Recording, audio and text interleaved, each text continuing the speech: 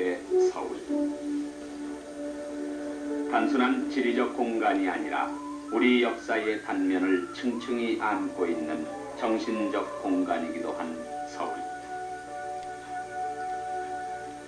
특히 조선조 말기에서 조국 광복에 이르는 격동의 현대사를 묵묵히 지켜본 서울은 우리 근대사의 축소판이다. 그 역사의 현장 한가운데 서 있었던 육당 최남선. 그는 신문학의 효시라 일컬어지는 해역에서 소년에게를 쓰고 다방면의 문화운동가로 그 파란의 세월을 일관해왔다. 우리 조선 온단 덩어리가 그대로 한 커다란 53년 전 1936년 박물관 주관에 경성방송국의 전파를 타고 육당의 목소리는 한반도 곳곳으로 퍼져갔다. 백두산의 산전지미를 볼 것 같으면 고개를 높이 들어 구름을 뒤집어 쓴 것은 영웅의 늠름한 기사인이요 대성인의 하늘 같고 바다 같은 소량이라 할까요. 정말 지치고 거룩할사 백두여 하늘 수밖에 없는 지대한 존재입니다. 한편 높을 곳으로부터 천문을 둘러보는 조선은 온통 그대로 한 박물관입니다. 할 수 있습니다. 하늘로 기둥을 하고 바다로 바람을 빻은 삼천리의 널따란 박물관입니다. 나는 과거의 조선이 세계의 문화사상에 유수한 지위를 가졌으며 새로이 반성을 더하여 세계 중에 그 자취를 찾고 조선의 중에 세계를 알아보는 맛을 얻으시기를 여러분에게 바라며 우리 각계의 손에서 조용로운 한 박물관식을 만들어 내도록 하기를 축복하고 이 강연을 끝마치겠습니다. 이 땅은 참 다재다몽한 여러 방면에 걸쳐서 부각을 나타낸 분입니다. 첫째, 그가 시인인 것도 사실이고 문필가인 것도 사실이고 그것도 그냥 보통 시인 문필가가 아니라 우리나라 최초의 신체시여서 최초의 스필체 문장을 정착을 시켜놨고 그 다음에 또 학자로서도 손색 없는 한 고대사에 있어서 단군신하는 중심으로 고대사에 엄청난 업적을 남겼습니다. 또 언론인입니다. 신문을 내서 시대일보의 사장을 연구를 들렸고 그 다음에 또 정치인이라면 정치인이라고 했습니다. 이렇게 다방면에 걸쳐서 우리 민족 근대화 과정에서 엄청난 업적을 남깁니다. 그가 이렇게 엄청난 일을 했으면서도 일제 말에 와서 그 조선사 편수회에 들어가서 조선사 36권을 총독부에서 간행하는데 참여했다고 하는 사실, 또 만주의 신경에 그 창설된 건국대학의 교수로 초빙대 수락해 갔다는 것, 그 다음에 일제 말에 학병권위에 저기 했다는 그 사실, 그 세 가지 때문에 참 아이러니컬하게도 평생을 조국 독립운동에 바치신 분이, 또 조국의 근대화 운동에 바치신 분이 광복된 조국에서 반민특위에 소속해가지고 민족의 심판을 했다고 하는 그 부분, 어떻게 보면 작게 보면 육당 개인의 비극이지만 동시에 그 시대를 산 한국 지식인의 비극, 그 나아가서 한국 현대사의 비극이 아닌가 이렇게 생각이 듭니다.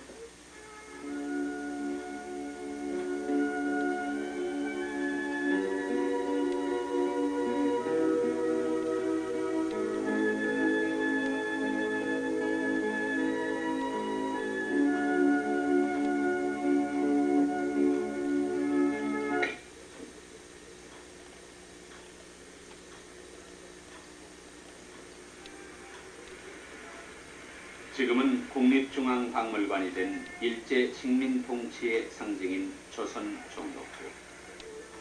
한국 현대사의 출발점이 일제 식민지 시대였다는 사실, 또 육당의 생애를 결정짓는 가장 중요한 전기가 바로 그 시기였다는 사실은 그의 비극이며 우리의 불행이다.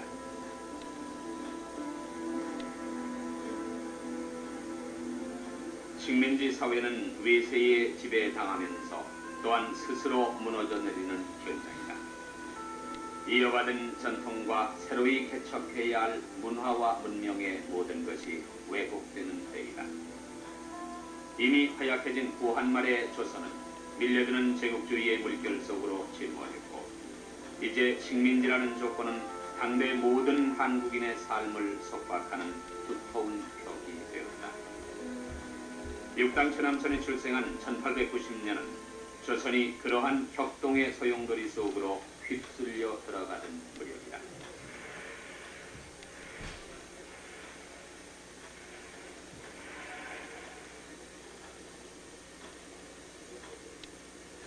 육당의 출생지는 당시의 주소로 하면은 한성 중구 상리동 21번지. 이젠 아무 흔적도 없이 번화한 도심으로 변해버렸지만 굳이 찾아본다면은 지금의 을지로 2가 부근이다. 그의 부친 최헌규는 당시 관상감, 상무국 국장 등을 역임한 중인 계층이었다. 구한말의 중인 계층은 자본주의 시대로 전환하는 역사적 흐름을 재빨리 포착한 계층이다. 수완 좋은 사업가이기도 했던 그의 부친은 막대한 타산을 모을 수 있었고 이것이 훗날 육당 문화사업의 물질적 기반이 되었다. 육남매 중 둘째였던 육당은 근대적 교육을 받지 못했으며 서당에서 한문을 익혔을 뿐이다. 하지만 타고난 총명함과 계층적 여건을 기반으로 다양한 문화 활동을 전개할 수 있었다.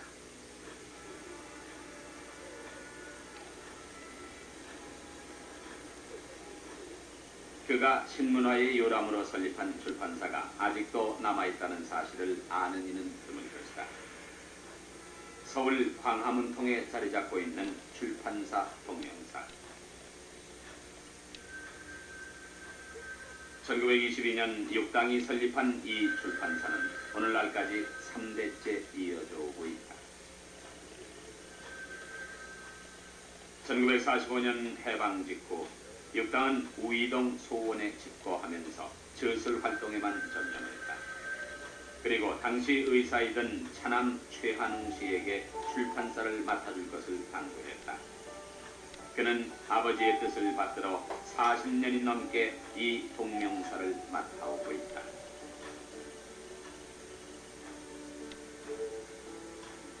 국학과 신문학의 산실이자 고전 간행운동을 주도했던 신문관과 조선광문회의 후신인 동명사는 이제 많이 달라진 모습이다.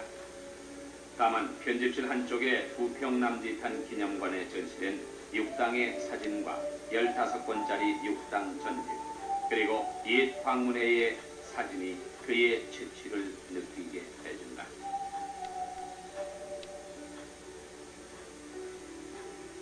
육당의 취지문대로 광문회는 조선 전래의 문헌 도서 중 중대하고 기묘한 자료를 수집 편찬하여 역사의 귀중한 문서를 전파함을 목적으로 했다.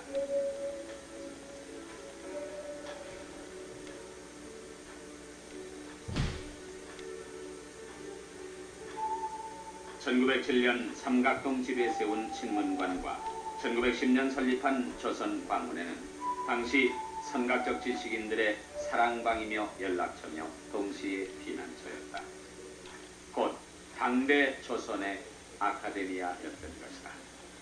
선생님 여기가 광문회 프로 알겠는데요. 네. 여기 뭐 와보니까 필리핀 교도소 어디 어딘지 모르겠는데 바로 위치를 한번 설명해 보시죠. 그때 여기가 이제 작은 광교라고 이제 광교 해선이 있어요. 네. 해선가에 이제 광문회가 있었어요. 네. 그래가지고 여기 이제 저분이 최헌규 씨의 그 사랑채였거든요. 네. 근데 방금은 이제 복당 사업을 갖다가 이제 오전 복당 사업을 많이 했죠. 네. 그뿐만 아니라 이제 그때 당시에 이제 이군 선생이라든지 이광수 선생이라든지 뭐 이제 애국주파 여러분들이 늘 모이던 데라 해서 네. 어머니 치운동 그리고 유명한 우리나라의 소년 작품이 뭐 아이들 뭐에 부분적으로 있는 여기서 천천히 되고 발행이 되고 그랬죠. 그래서 이제 모든 우리나라 신문학원의 야부터 발생했다고 봐야죠. 그렇습니다. 네. 그런 시대적 역할을 했죠. 최초의 잡지라고 할 수 있는 소년이 여기서 창간이 되고, 네, 거기 여기 편집되고, 네, 그리고 떠난 사람도 기초되고, 기초되고, 네. 그리고 이제 뭐 의무일치운동. 1908년 11월 2일 신문관의 첫 사업으로 우리나라 최초의 근대적인 월간 종합 잡지 소년이 창간됐다. 소년의 간행 취지문에서 육당은 우리 대한으로 하여금 소년의 나라로 하라. 그러하려 하면 능히 이 책임을 감당하도록 그를 교도할 것이라고 썼다. 두 차례의 짧은 일본 유학에서 육당이 가장 충격을 받은 것은 문명 개화를 수용하는 수단인 일본의 작정이었다. 그것을 육당은 어지럽게 쇠퇴해가는 조선의 앞날을 밝힐 수 있는 유일한 길로 생각한 것이었다. 여기에 실린 우리나라 최초의 침체시 해역에서 소년에게는 문명 개화를 받아들이려는 육당 자신의 의지의 표현이었다.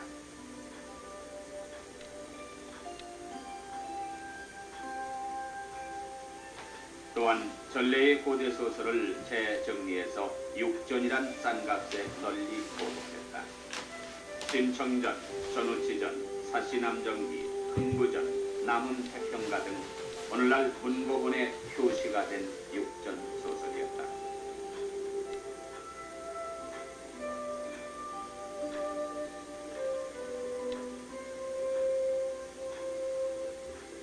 육당은 가히 놀라운 열정으로 수많은 잡지를 잇따라 발간했다. 그의 잡지는 수많은 문인들의 등단 무대가 되기도 했으며 비록 일본 신문 잡지의 번역에 불과했지만 새로운 지식을 갈망하던 식민지 청년들의 유일한 천국이기도 했다.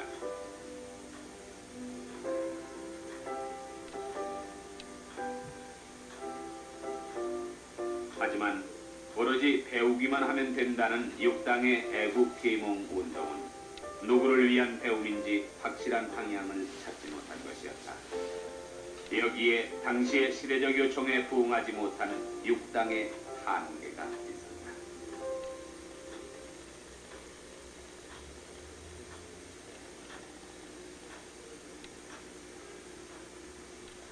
이와 같은 열성과 재능 그리고 물질적 기반 위에 육당은 1924년 일간지 시대일보를 창간한다. 시대일보가 있던 서울의 명동 그 자리엔 지금 외국 서적과 잡지 그리고 외제 상품들이 가득한 거리로 변했으니 서글픈 역사의 아이러니입니다.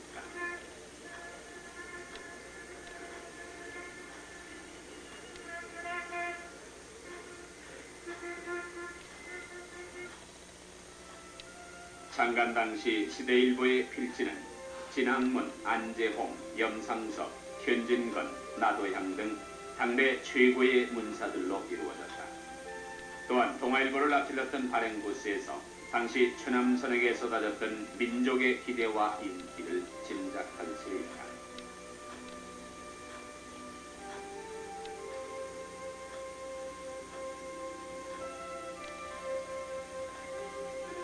육당은 이 시대일보를 자신의 아들 손자처럼 대대로 길러보고자 했다. 그러나 바람과는 달리 일제의 회방으로 석 달 만에 경영권을 넘겨주어야만 했다.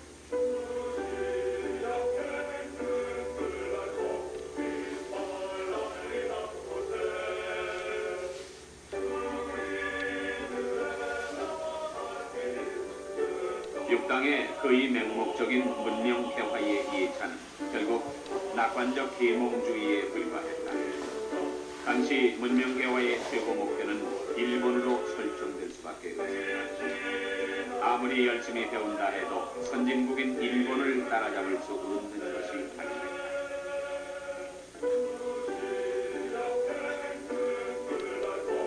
이런 상태에서 조선의 독립이란 있을 수 없었다. 신문화, 신문령에 대한 영원한 동경만이 있을 따름이었다. 그 엄청난 계몽운동의 업적에도 불구하고 자신이 주장했던 진보주의의 맹점을 초기에 육당은 깨닫지 못했다. 그것은 또한 당시의 애국 계몽운동가들이 빠졌던 오류로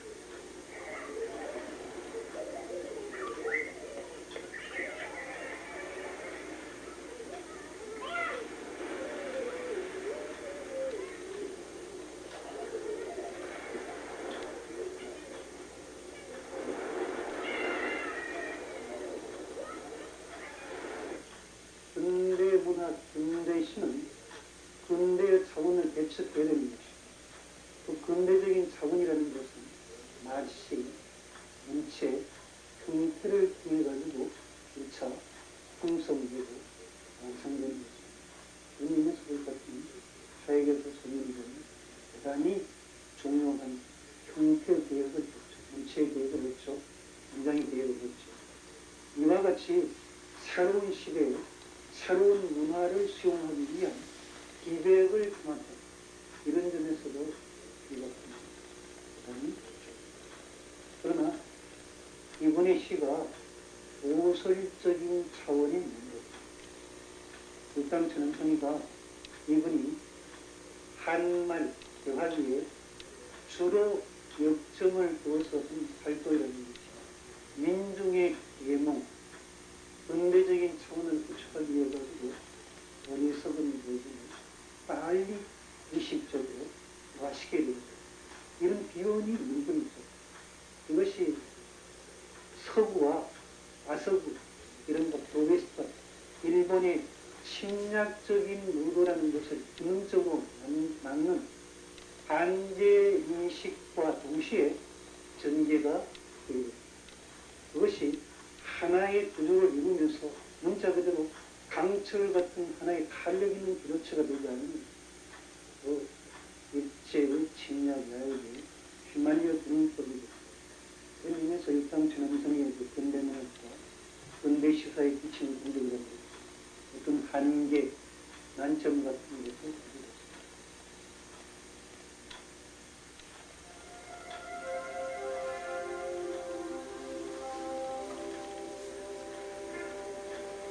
삼일운동은 육당의 애국 계몽운동의 당연한 뒤적이었다.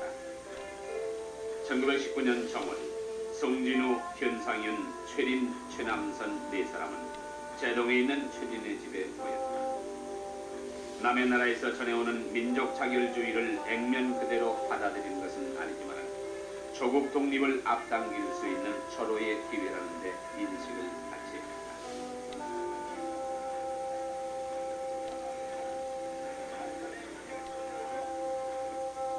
육당은 독립선언서를 신문관에서 비밀리 조판한 다음 직접 교정을 받았다. 천도교 직영 인쇄소인 고성사에서 사장 이종일의 감독하에 수만 장의 독립선언서가 인쇄되고 있었다. 1919년 3월 1일 마침내 근대 조선의 가장 위대한 문서의 하나인 육당의 기미 독립선언서는 한반도를 뒤흔들었다. 모든 자의 다 조선의 독립국임과 조선인의 자주민임을 선언하노라. 자로서 세계 만방에 고하여 인류 평등의 대의를 극명하며 차로서 자손 만대에 보하여 민족 자존의 정권을 영육해야 하노라. 금일 5인의 조선 독립은 조선인으로 하여금 정당한 생명을 수피하는 동시에 세계 평화, 인류 행복에 필요한 계단이 되게 하는 것이라. 최후의 일인까지, 최후의 일가까지 민족의 정당한 의사를 회히 발표하라.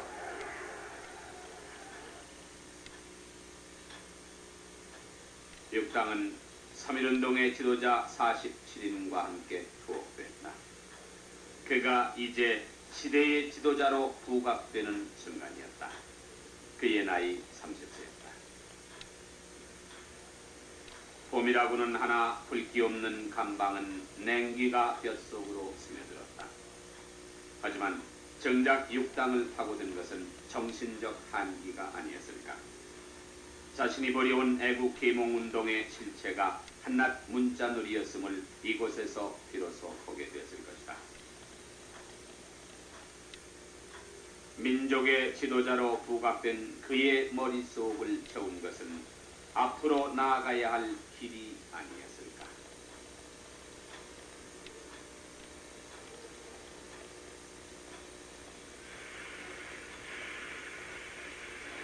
서울 이화동 부근의 옛 일남각터. 2년 6개월의 형기를 마치고 1921년에 졸업한 육당은 삼각동 집과 신문관을 정리하고 이곳 양사골로 옮겨와 본격 저술 활동으로 들어간다. 3,000평이 넘는 큰 집이었다.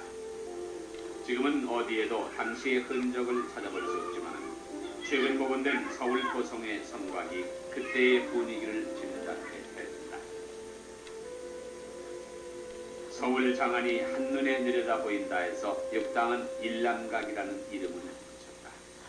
여기가 일남각터인데요. 네. 여기 오르는 길은 옛날과 변함이 없습니다. 이 앞골목도 변함이 없습니다. 여기 이런 새로 생겼잖아요. 예.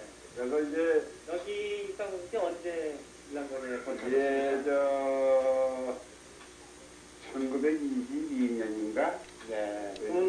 선진이 이동 독립운동 사관으로 네. 3년 동안 옥고 치르시고 네, 바로 그때네요. 그 나오신 다음에 바로 이 집을 사서 나왔는데 여기쯤 이제 대문이 있고 네. 여기 들어가서 여기 돌아서 이제 안채가 있었고 저기는 저기가 이제 일량각터예요.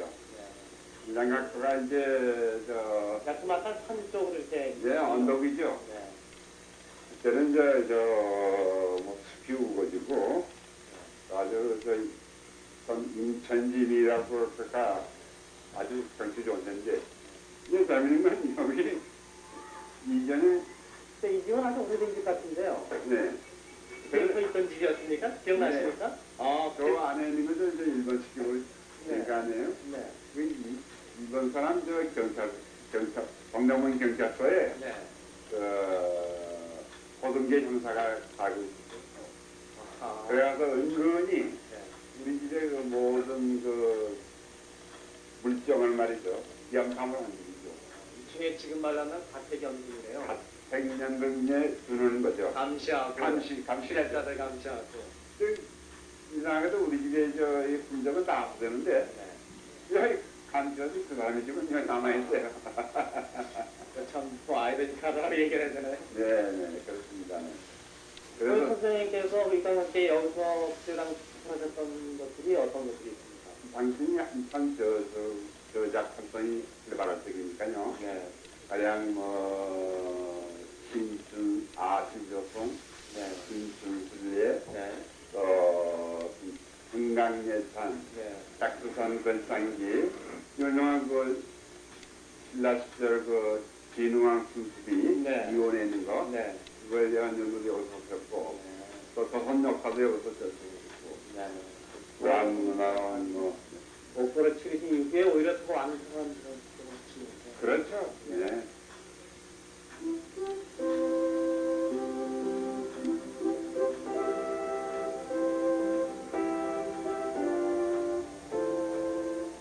그는 역사에 관한 저술에 몰두하는 한편 박승빈이 조직한 인사동 계명불학부에 출입했다. 이곳에서는 광문회에서 끝맺지 못한 조선어 사전이 계속되고 있었다. 이 무렵 육당의 기행문학, 신춘순례, 백두산 근창기, 금강예찬, 시조전집 108번뇌와 시조유치, 그리고 단군론, 아시조선과 같은 문학 역사 분야의 주옥같은 저술들이 쏟아져 나왔다.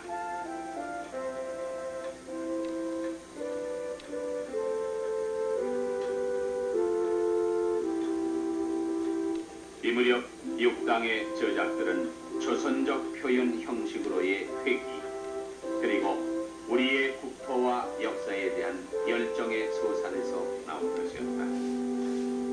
육당이 찾은 그의 길이었다.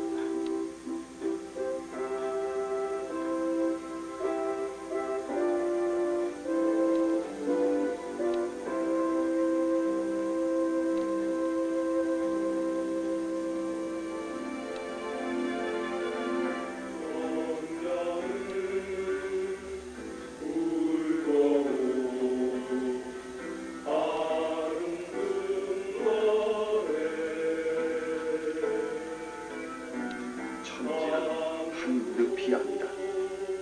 천지 저것을 대하여서도 그의 눈꺼풀이 벗겨지지 못하고 그의 영혼이 잠을 깨지 못한다면 그는 산소자이다.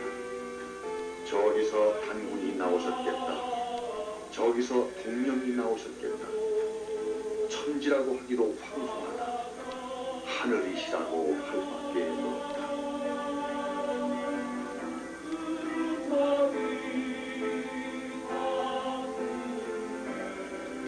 이 백두산을 보면서 이때까지 온 생명과 모든 기능이 그 속에 감춰져 있었던 민족 호국, 짓눌렸던 역사혼의 활력을 되찾아줄 시인을 그려본다. 민족 시인, 역사 시인, 백두산 시인이 나와야 한다. 조선의 국토는 산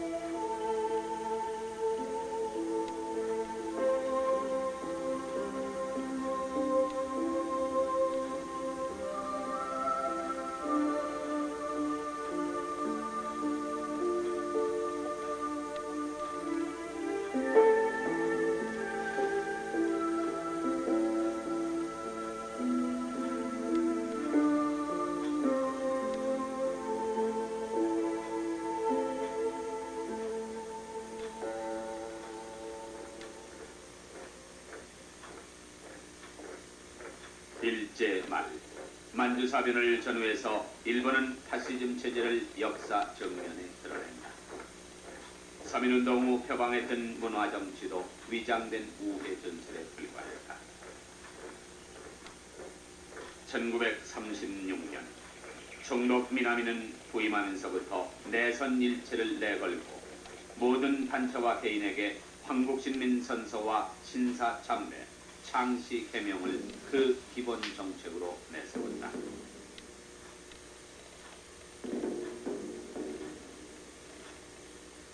일제 식민지 시대를 봉터로 최대의 민족적 모순과 비극의 역사가 시작되는 자리였다.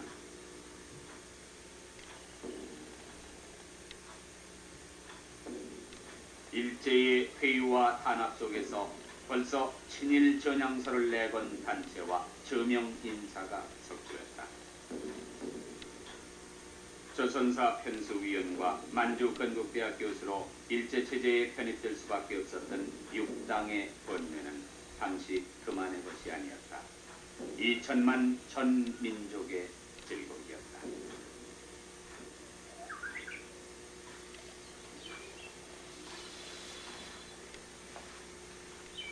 일제 파시즘의 광기가 최악의 상태에 접어들 그 무렵부터 육당은 우이동 소원에서 집고하며 지낸다.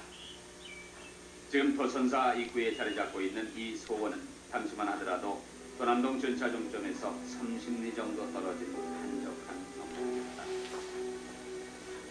자신의 만년을 이곳에 담기로 작정했다. 이미 돌이킬 수 없는 민족적 과오를 저지른 후였다.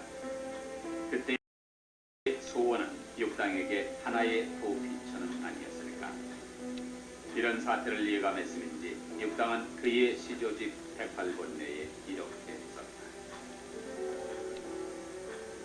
무엇을 위하여 다리가 찢어지도록 돌아다니고 혀가 해지도록 아기가 통되었으며 무엇을 위하여 웃고 찔리고 울고 발고도 쳤던가. 공벽 하나마 한 조각 땅과 한 칸 방과 한 장 책상이 있어서 나를 위하는 나의 살림을 할 수 있고 남하고 흥이야 항이야 할 까닭이 없자면 없을 수도 있었다. 선생님, 이 일에 대해서 설명을 입장하셔서 언제 있었고? 네, 1940년에요. 네.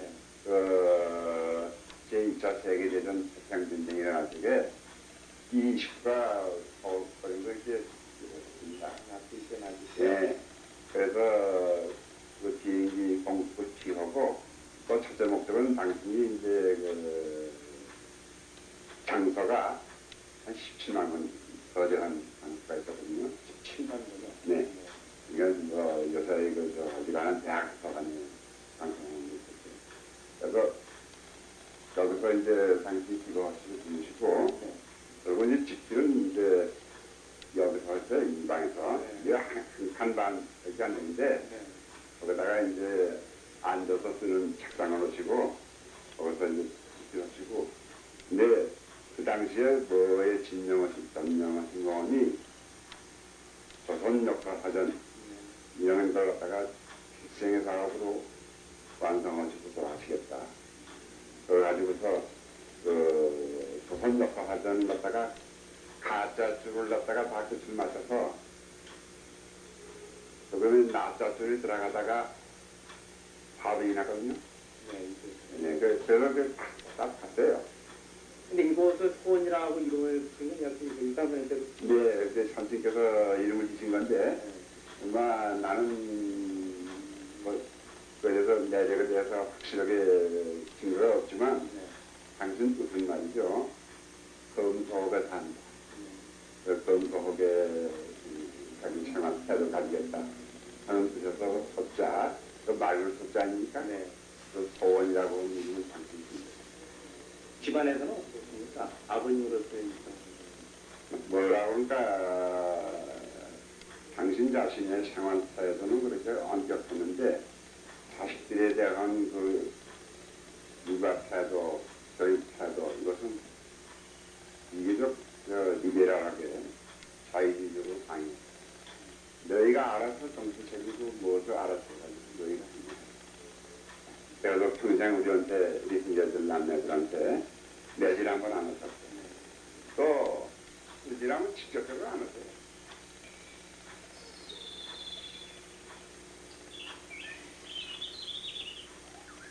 육당은 스스로를 어리석다고 했고 자신은 꽃동산 같은 세상을 모래밭으로 걸어나왔다고 했다.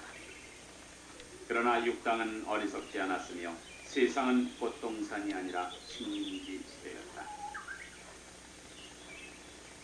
그의 차남 최한홍 씨는 부친을 회고하면서 일제 말기의 민족적 바오에 대해서도 언급했었다. 또한 그에 대한 평가나 연구가 미진한 점도 지적했다.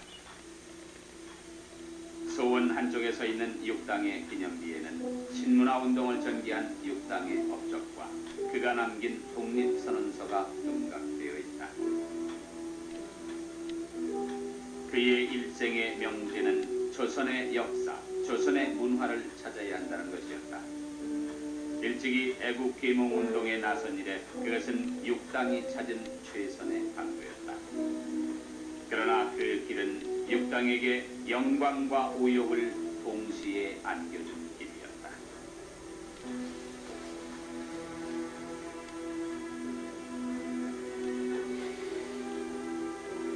육당 춘왕선 춘원과 함께 조선문단의 이인 시대를 구가했으며 신문화의 정신사를 대변하는 그들의 말년은 도대체 무엇인가?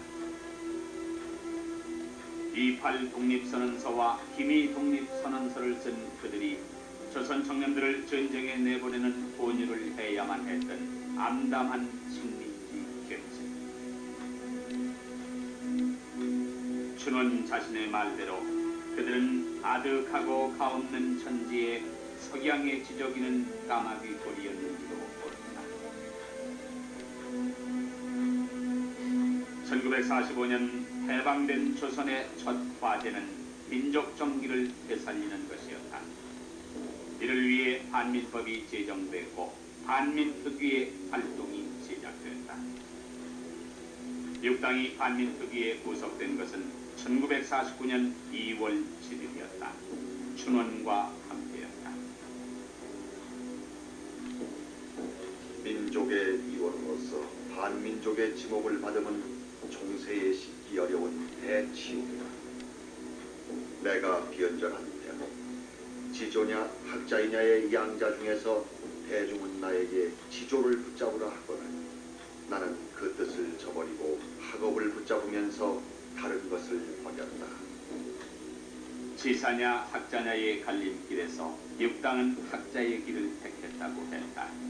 그러나 학자의 길은 곧 지사의 길과 다를 수 없었던 것이 당대의 진실이었다. 이로 보면 일제의 대유와 압박과 규제와 탄압은 있는 이런 속에서 일제와 한치의 양보도 없이 투쟁을 한다. 이것은 바람직한 차원이긴 하지만 실질적으로는 거의 불가능합니다. 그랬을 때 일제는 조추한 유지법을 해가지고 민족운동가를 협행 형무소에 투옥한다든가 거주지를 제한한다든가 일반 활동을 금지하는 쪽으로 그럼 활동은 안 되는 거죠. 민족적인 지존을 지켜지는 것이죠. 그래서 일제 식민지 체제하에서 활동하는 모든 지식인이라는 사람들은 사실은 일제의 법령이라든가 공적인 활동의 시인 상태에서 활동하지 않을 수 있는 한계가 없죠. 사실은 육당은 거기에 걸립니다. 그런데 육당은 자기 나름대로 그런 한계 규제 속에서도 민족적인 이식을 강조한다든가 조선인심을 고취한다든가 조선 역사를 일반 세계에서 알기 쉽게 알린다든가 이와 같은 활동은 전개를 한 겁니다. 했지만은 그런 가운데서도 역시 민족적인 저항 투쟁이 끝까지 확보되지는 못했다. 육당은 이 부분이 조금 소원했어요. 인식이 철저하지 못했어요. 훗날 병과 같은 민족적인 바오로 솔직히 말씀드리면 괜찮습니다. 좀 다시 한번 강조하고 싶습니다. 당 시대를 산 그것도 어지러운 반말로 일제 침략기를 산 우리나라의 지식인 가운데 육당 정도의 포괄적인 차원을 구축한 자리 없는 것 같습니다.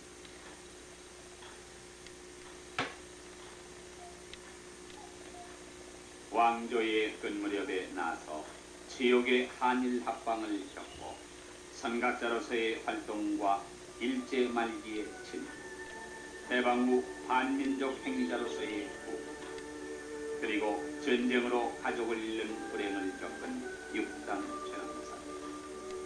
그의 생애에는 바로 한국 근대사가 그대로 각인되어 있다. 최초의 신체시를 쓰고 다양한 애국 계몽 운동으로 근대문화의 기반을 닦아놓은 육당 최남사.